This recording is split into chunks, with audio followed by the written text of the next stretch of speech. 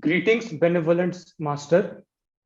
My first question is more of an observation. I am reading Gita book from a Kindle ebook. Now, Kindle provides popular highlights. So, Kindle keeps track of those texts which people are highlighting in their ebooks.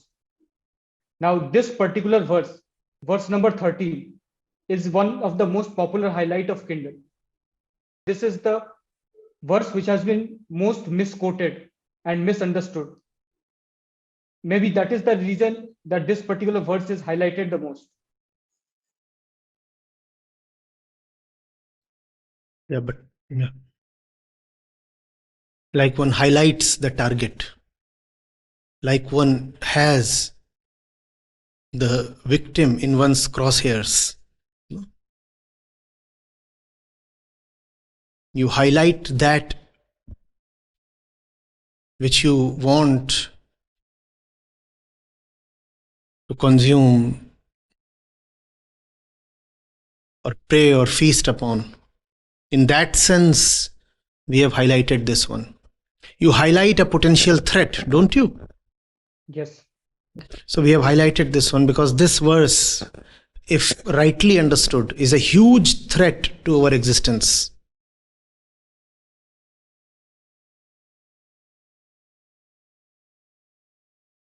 So we have taken great care to not to let this one pass safely. We have ensured that we will corrupt its meaning so that we remain safe.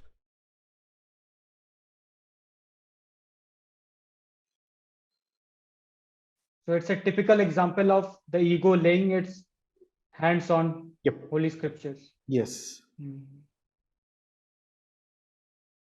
Example of the ego identifying a threat and neutralizing it.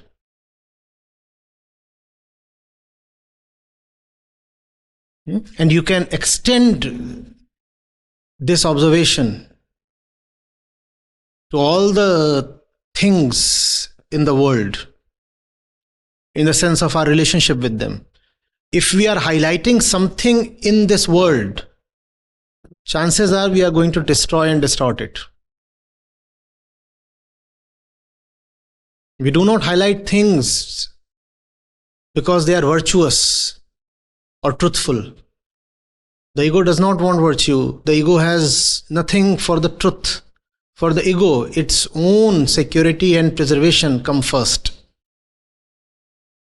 So if it just gets a whiff of truth somewhere, it becomes very alert. Alert not in the sense of getting eager to surrender. Alert not in the sense of getting eager to welcome the beloved. Alert in the sense of getting ready and aggressive.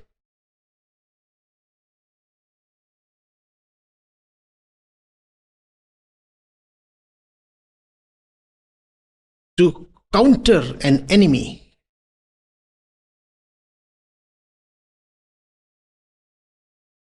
If you find people rushing to temples, now you can see what that means. We highlight temples, don't we? We highlight temples so that we can distort their purpose.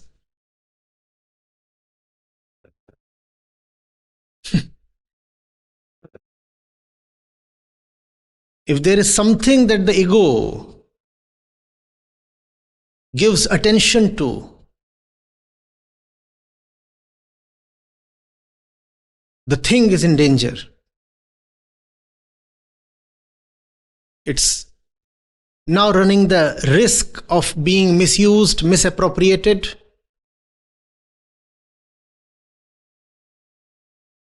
and robbed of its authentic nature and purpose.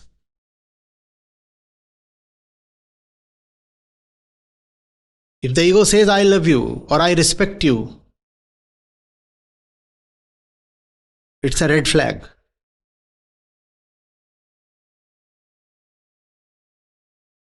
Hmm? When someone says, I love chicken, Yes, in the same way. travelers like Goa, when say, I like a particular mountain, when travelers say. In the same way.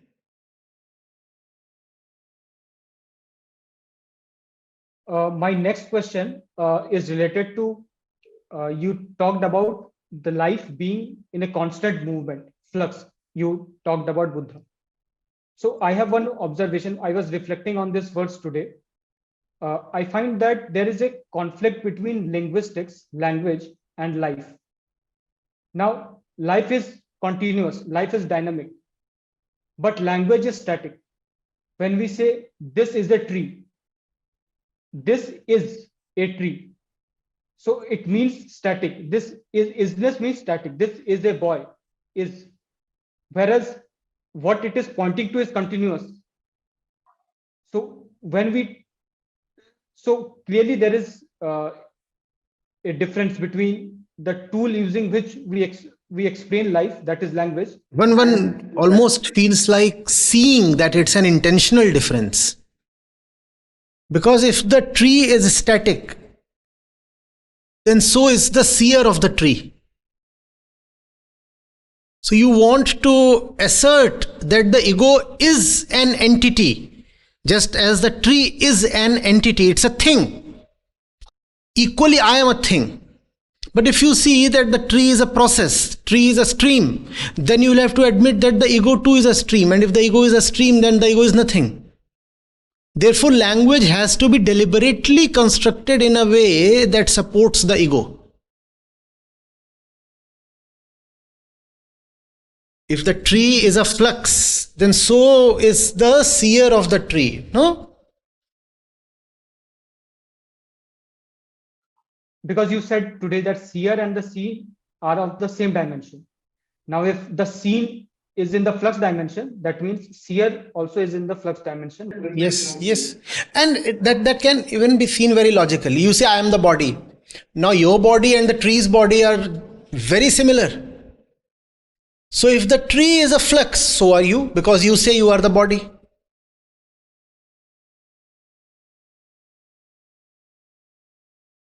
So we intentionally, or maybe not intentionally, also we say this is the body. But I think we have to give the benefit of doubt to ego, because the least count of the senses using which we perceive, it cannot detect very subtle changes. Now, since it cannot detect subtle changes, it is unable to see that it is a flow. You cannot detect subtle changes in the gross material of the body, but can't you detect the almost instantaneous changes in your mind and mood?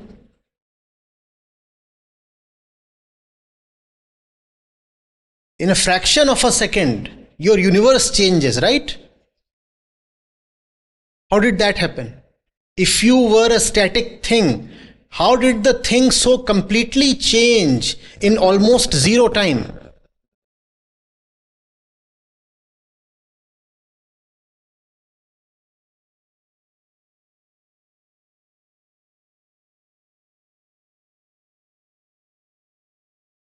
Yes, but okay.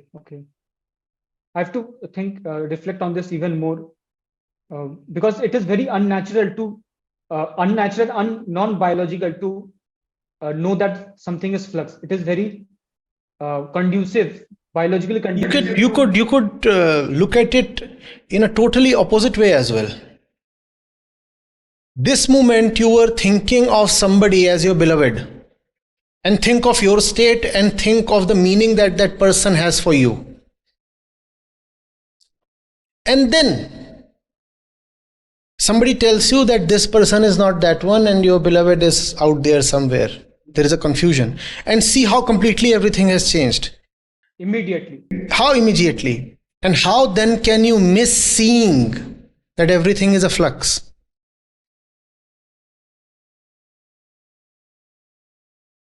It's a classic example of that mother in a maternity ward. Yes. The mother is having the child, and she is caressing the baby, and suddenly the nurse says, oh, by mistake the baby was exchanged in and the suddenly the string of belongingness is cut. Yes. Hmm.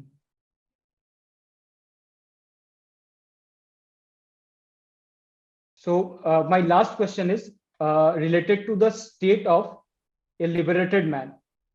So you describe the state of liberated person at 2-3 places in your discourse. I was reminded of Raman Maharshi. Uh, I was reading his book Advait Bodh Deepika, where he explains the state of a man who is egoless, who is liberated. He says his state is like that of a burnt rope. There is a rope, the burnt rope, so its shape and size is still maintained, but its ability to tie, but its ability to be bondaged or bond, that is gone. So this is a very nice way of putting it. Burnt rope. Liberated man is a burnt rope. Externally, just like the rope, but without the typical attributes of the rope.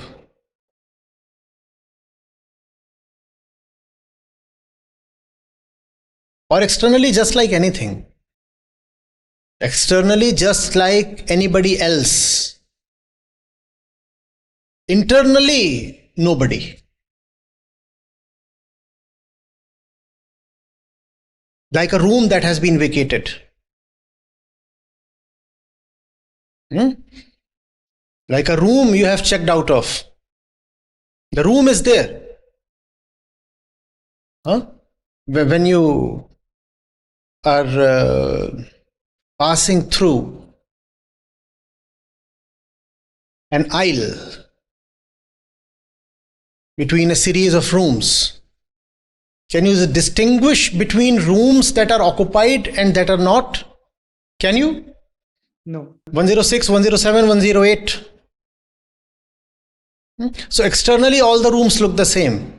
The liberated person is a room without an occupant.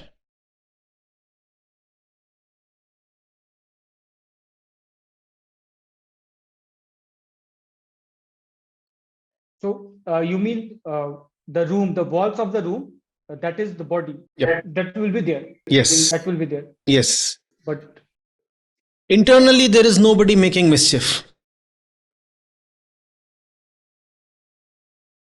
or doing anything else.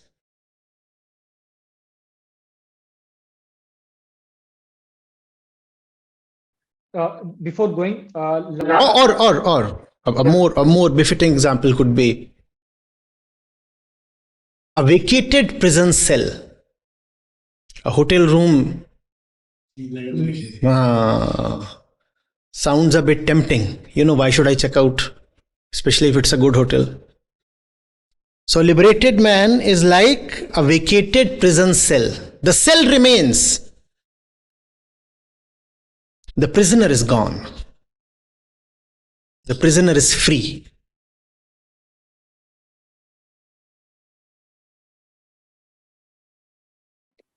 Before going, last class, you told many definitions about what is ego. You also said at the end of the class that today I told so many definitions of the ego. So today I was sitting and compiling those definitions. I found 20 definitions. So I noted them down and sent to Anmolji and few other people. Now, one thing I found very common. Last class, you laughed a lot. It means the moment you gave one-liner definition and you exhaled, means you say one line and you laugh, and you give another definition of ego and you laugh. So it was because I was noting down the definitions. I was hearing this every time a definition comes from you, you laugh. So then I was thinking whether the wisdom lies in the word or in your laughter. So it was nice. It was like, asking whether the real thing is the rain or the thunder. Nothing. It's just a little more cloudy on a few days. Just happens. Sometimes there are the clouds, sometimes there is the clear sky, sometimes it rains without the thunder, sometimes there is thunder without rain, Sometimes there is rain and thunder. Koi din khaja, koi din lado. Thank you so much.